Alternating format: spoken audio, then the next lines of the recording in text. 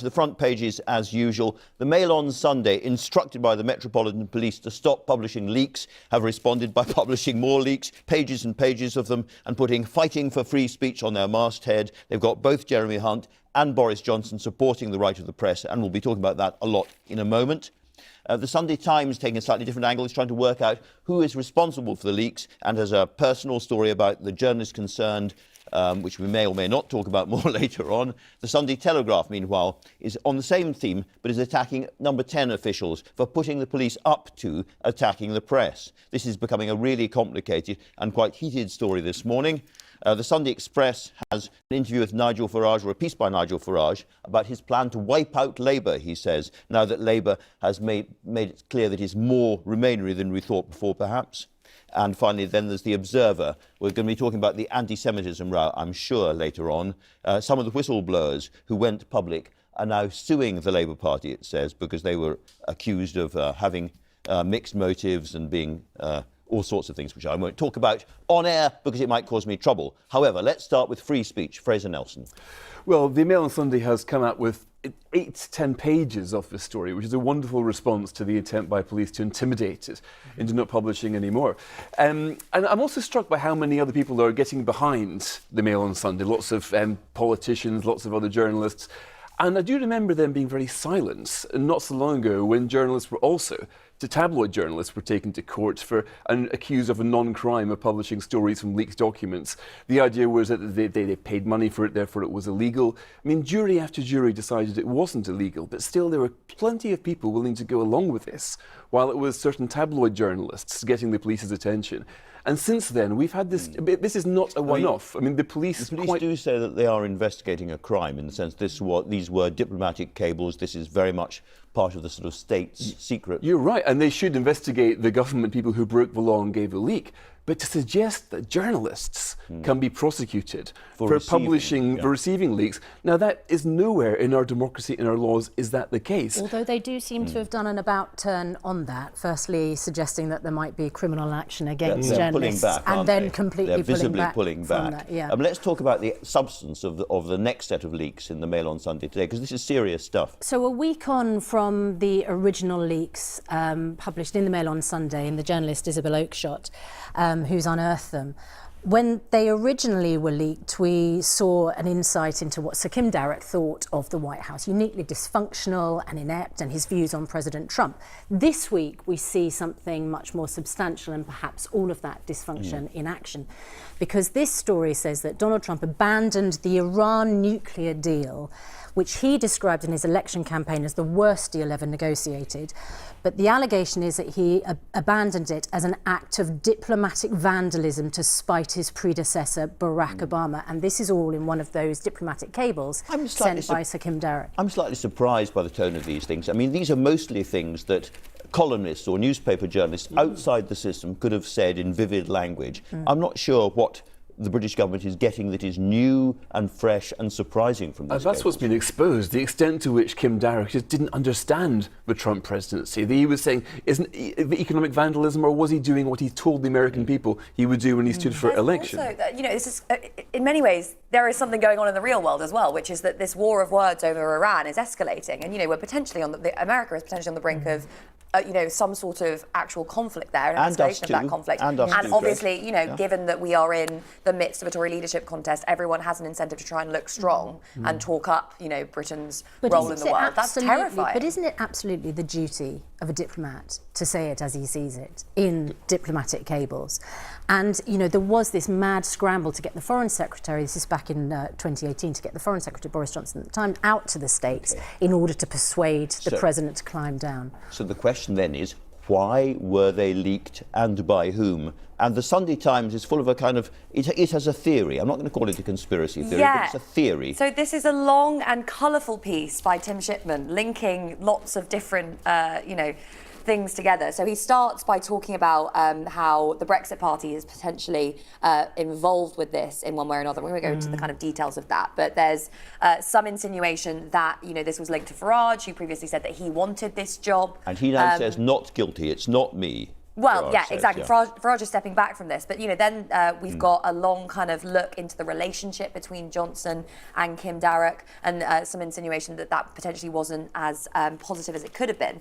And then, perhaps the most interesting piece of this, I thought, was the fact that, the argument that this is all about what happens with this potential free trade deal between the US and the UK when Johnson hopes to get into power. There's going to be a very short time period to potentially be able to negotiate this, and Johnson wants someone amenable in that ambassador position. Now that's quite the free trade deal with America. Remember, before we've had this idea of TTIP, which was the agreement between the US and Europe, and that had a whole host of really scary stuff in it about privatising the NHS, chlorinated chicken, etc. So this is quite an important thing. To be absolutely clear, if we leave the EU at the end of October, we're going to have to do some kind of trade deal with the States. And what this suggests is that if Johnson has a better relationship with the Trump administration, Trump might pull back a little bit from some of the demands on letting American agricultural produce be part of that deal. Well, that's one theory. The other theory is that there are many people in the government who don't want Britain to get any closer to America, because if there is no deal Brexit,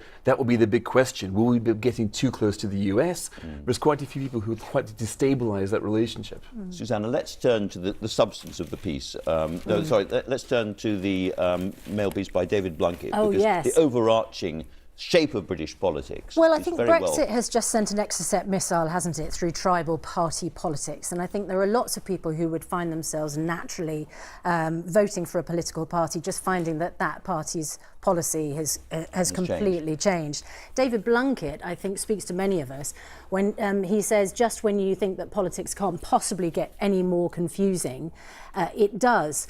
And he's suggesting that there might now need to be pacts between parties, because one party perhaps can't win an outright majority, a pact between perhaps the Conservative and the Brexit Party, if there's a general election, but also talking to his own party, Labour, about doing a deal potentially with the Lib Dems and the Greens. If you don't mind, walk our way through this piece, because it's really interesting. He says, first of all, see whether you agree or not, first of all, he thinks that Boris Johnson will call an election earlier than people think later this year, in the autumn. Yeah. Do you think this is right?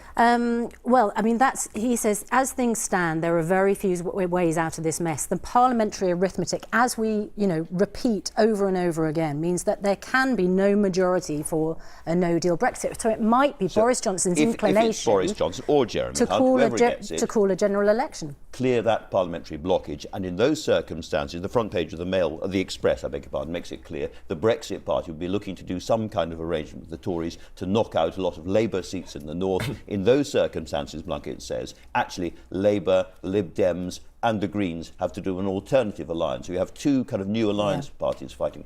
I think a lot of this will change over the course of the campaign. There is a lot of trouble kind of using some of the polling that we've got this far out from an election.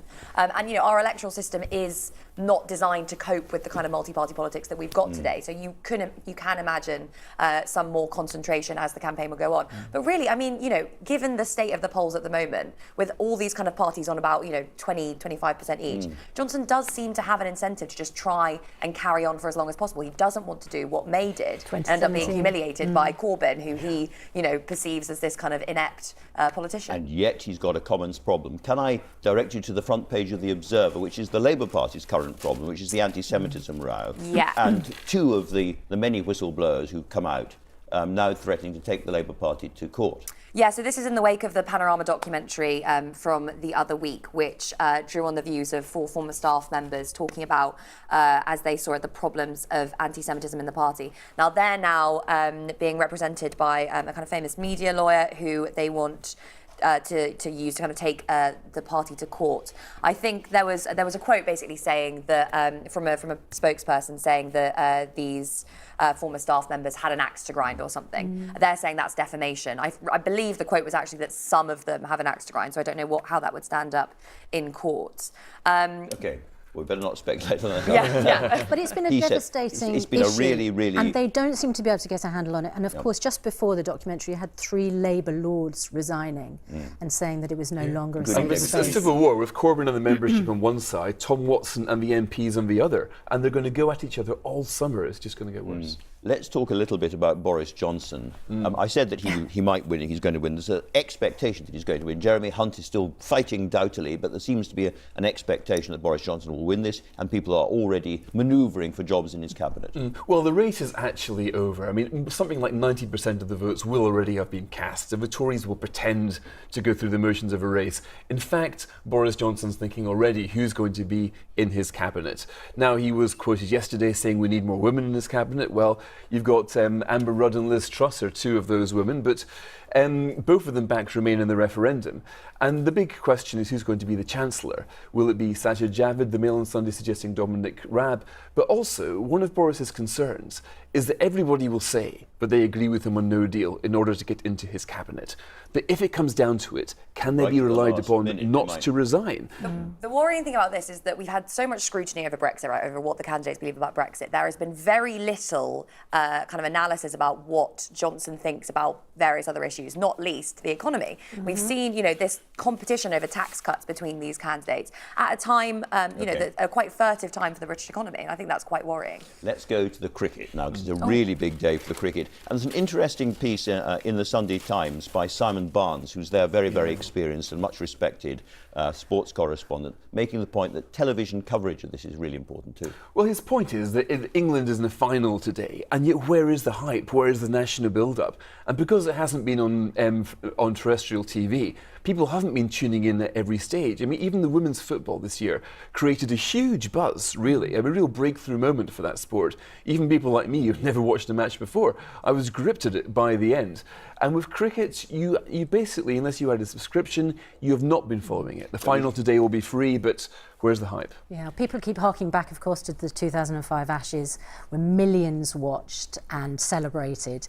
And the contrast between that and the numbers who've been watching this World Cup, when we should, as you say, have been absolutely buoyed up by England's success, Though, to be is fair such to a shame. Sky, they have allowed the rights to go on to Channel 4 for the final. And of course, the other big thing is the tennis. I don't know if you were watching. Yes, Federer, it's the Wimbledon men's final today. Federer Djokovic. Exactly, it's going to be absolutely fantastic. But I think the other contest people have been watching is between the two Duchesses of Cambridge and Sussex, because of course they were there yesterday at the women's final. And Camilla Long has written quite a I don't know whether to say waspish piece about Meghan. I personally feel sorry for Meghan Markle. I think she's really she's trying to find her feet. She's trying to transition from being a celebrity to being a royal. And there's lots of criticism about her in the press saying, once you're a royal and you're accepting royal money or public money as a royal, you need to be much more public and much more accommodating. Earlier in the week, we want our money's worth. Earlier in the week, she came under a lot of scrutiny. Now she seems to have done the right thing finally. Well, at least the sun is going to be shining on all of this. Thanks for the moment all very much indeed.